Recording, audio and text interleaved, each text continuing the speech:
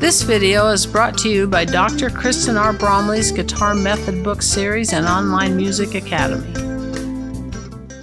Hi, I'm Dr. Kristen Bromley. Welcome to my online academy. I'm delighted to be here helping you with playing the guitar. In this video, I'm going to go over eighth notes. So we've been reading melodies, of course, in this lesson series. It's all about note reading. And we're going to work on eighth notes. So we'll be having eighth notes in our melodies now. With the introduction of eighth notes comes the need to learn alternate picking. So I'm going to go over alternate picking, and we're going to work just a little bit together on C major scales and A minor scales. So it's going to help us. We've learned all the notes so far in first position in this lesson series, and so it really helps now to start working with some scales to help us develop that technique and help us memorize where all those notes are located in first position. So it's going to be great. This video accompanies lesson 8 from my note reading books 1 and 2 method book. In that book, we'll be starting on page 43. Okay, so eighth notes. An eighth note looks like a quarter note. So we've got that solid filled in oval, and of course we have the stem, but then if there's one eighth note by itself, we have a little flag, and that's how we know that it's an eighth note. If there's more than 1, 2, 3, 4, so on, they're going to be beamed together, and so that's how we identify eighth notes. And later on, as we get into 16th notes and that sort of thing, you'll see that we'll start adding more flags and more beams for those. But right now we're learning eighth notes. Got some examples up here on the board. There on page 43, you'll see some examples as well. Now, once we've introduced the eighth note, what is an eighth note? It's half the length of a quarter note. So far, all the melodies that we've played have landed right on the beat. Everything comes in right on the beat in a measure because we're playing at lengths that happen right on the beat. So quarter notes happen on the beat. Whole notes and half notes happen on the beat. We can tie those together. We also have the dotted half note that we've worked with. All of those are going to land right on the beat. But with eighth notes comes the subdivision of the beat. Now, there are time signatures we haven't worked in yet where the quarter note isn't the beat, but all the time signatures that we've worked with so far, particularly 3/4 and 4/4, they have the quarter note as the beat. So the eighth note brings in the subdivision of the beat, and there's 2 eighth notes for every quarter note. With this, it can help to start learning to count some of these rhythms with eighth notes that can help you find where those eighth notes are located. Finding where things happen on the beat, we should be pretty used to that by now, but finding where these eighth notes happen when they happen in between the beat is a little more challenging. So there on page 43, you'll see the example counting eighth notes. Anytime we're counting with eighth notes, we're going to continue to count the items, the notes that land on the beat. We're going to count them by their beat number. So with the quarter notes there, you'll see 1, 2, 3, 4, this being an example in 4/4 time. So we have 4 quarter notes. So each one of those is just counted by the beat that it lands on. Then when the eighth notes come in, the eighth notes that are happening on a beat, you'll still see as 1, 2, 3, and 4. But the ones that are in between those, we use the word and. So 1 and 2 and 3 and 4 and. So that little example there would be like 1, 2, 3, 4, 1 and 2 and 3 and 4 and. So you can practice counting aloud. That can be a way that can kind of help you start getting intuitive about finding where these eighth notes are that land, especially on the offbeat. So for example, we have a couple counting exercises there down below. If a note lasts for more than one beat, you'll just see in parentheses that count that is still part of the note above it. So you'll see that there with that half note that starts on beat 3, but then goes for beat 4 as well. It's held for beat 4 as well. So that one's in parentheses. It's still okay to say that one out loud. So if I were to just go ahead and count this rhythm while having my little metronome here of clapping, we'd have 1, 2, and 3, 4. 1, 2, 3, and 4. 1 and 2, 3 and 4. 1, 2, and 3 and 4. So that's that line. If we looked at the next line, we'd have ready and 1 and 2 and 3, 4 and 1 and 2, 3, 4 and 1, 2 and 3, 4 and 1 and 2, 3, 4, with that half note being held there for beats 3 and 4. So that's how you can get going with counting. It may help you to count rhythms as you're reading through a melody and need to know exactly kind of how to feel out and play with those eighth notes in the melodies. With eighth notes, as I mentioned, we start to get the opportunity for alternate picking. So I'm going to go over that. And if we turn to page 44, we'll see a little explanation about alternate picking. So far, presumably, as you've been playing these melodies, you've been doing all down plucks, either with a thumb or with a pick. Now, alternate picking really only works well with a pick. So if you're using your thumb, that's not going to work so well, but if you're using a pick, here we're going to go over alternate picking. So with alternate picking, we alternate the directions. So if I just do that on the top string, if I did like 1, 2, 3, 4, those are all down plucks. We could alternatively alternate the picking direction with down and up. So down, up, down, up, down, up, down, up. And you might just take on a string and kind of get used to that feeling. And it can help to anchor, as I've talked about in previous videos, where you take that, just the palm part of your hand there right by the wrist, you can place it on the saddle or back towards the bridge or on the lower strings, but you just kind of anchor there and then do that plucking motion right from the wrist. It's as simple as that. You can see that there with my hand, just alternating that plucking. So you can do a lot of alternate plucking and have that be really helpful to you. I'm going to go over to page 45 for a minute, then we'll come back to what we do with the rhythms. A great way to practice alternate picking is right there with some scales. So we got the C major scale on page 45. On page 46 we'll have the A minor scale. They have the same notes, but they start in different places.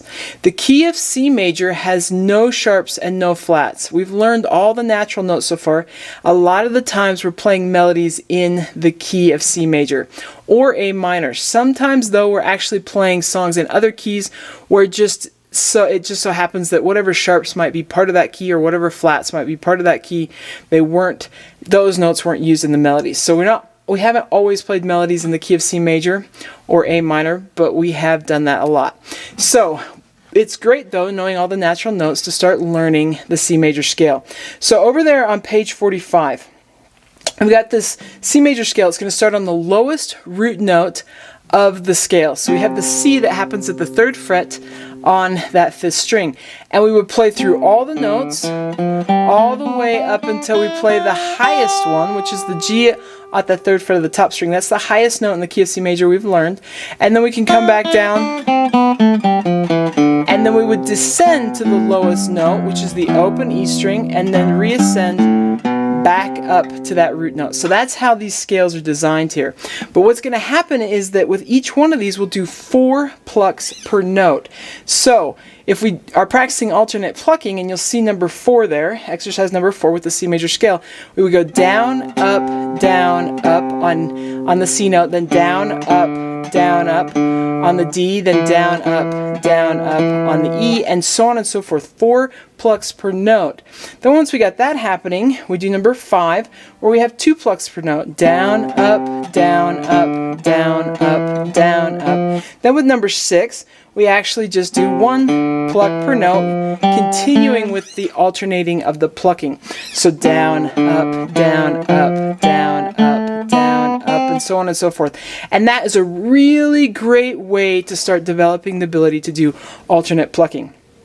Now, I didn't mention it, but you'll see it there on page 44, the 2 different symbols for a down pluck versus an up pluck.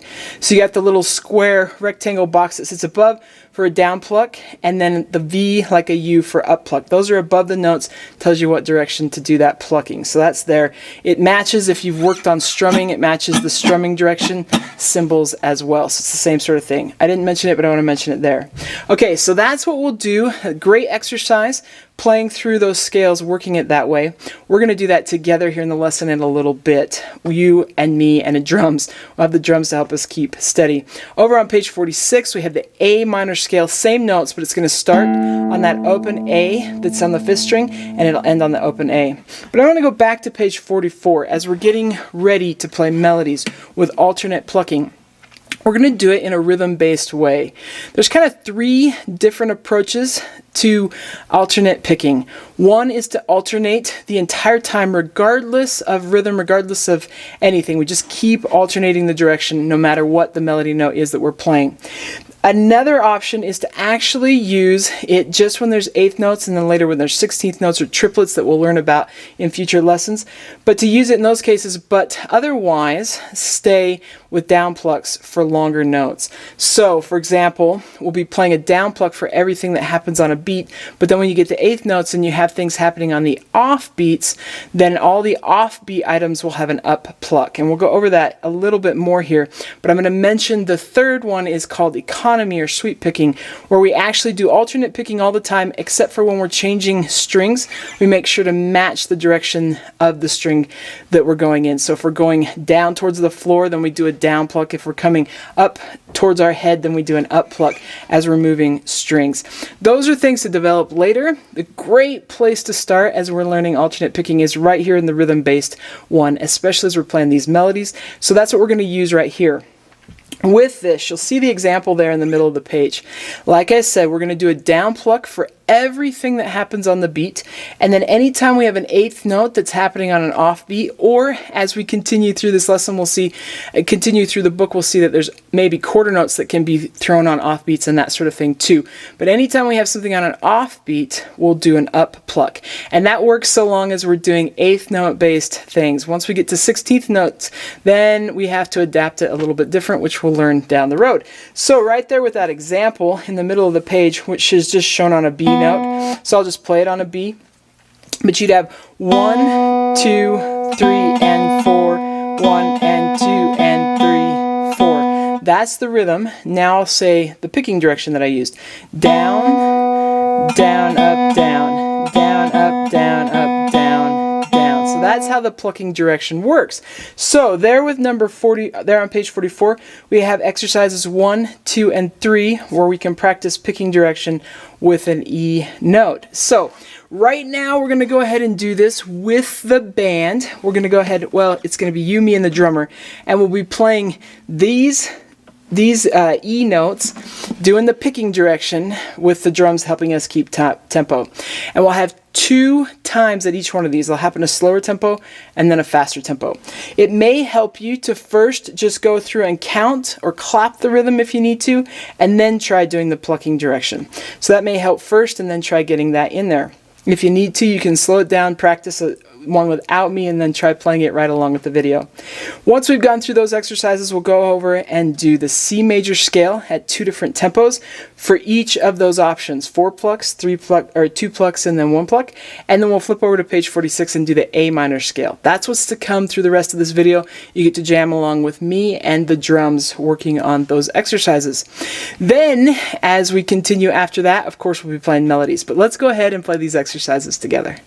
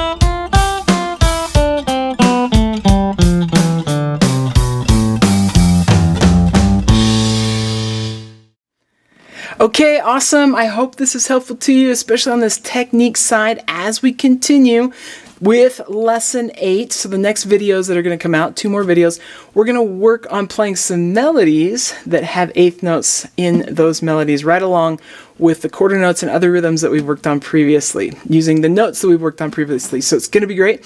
Take care, and I'll see you again. Thanks for watching this video.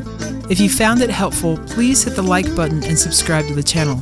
And be sure to check out more great content. You can find more information about me and my products at KristenBromley.com. Take care.